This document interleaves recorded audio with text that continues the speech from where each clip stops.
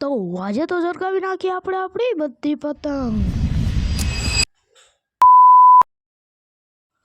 તો જય શ્રી રામ મિત્રો, કેમ છે બધાને? તમારો સ્વાગત છે આપણા નવા વ્લોગમાં. તો આજે તો છે રવિવાર, એટલે આપણે ચડી ગયા છત ઉપર, અને છત ઉપર આપણે ચગાવી છે પતંગ, કેમ કે હવે ઉત્તરાયણ આવવાની છે નજીક. અને આ છે આપણો કાંઈ પાછળનો નજારો.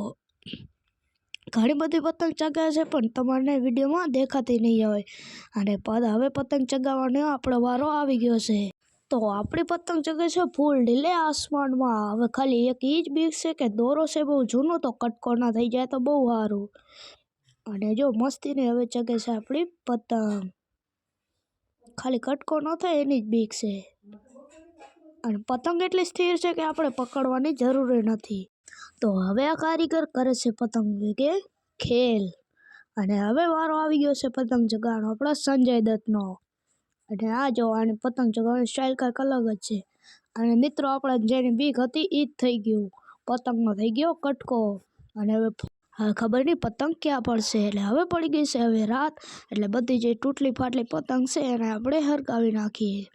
કેમ કે પતંગ બહુ જ વધારે છે, કેમ કે જે ભાઈ છે એ ફટાકડાની સ્ટોલ કરે છે, એટલે આપણે હવે જે તૂટલી બધા પતંગો છે એને આપણે હરગાવી નાખશું.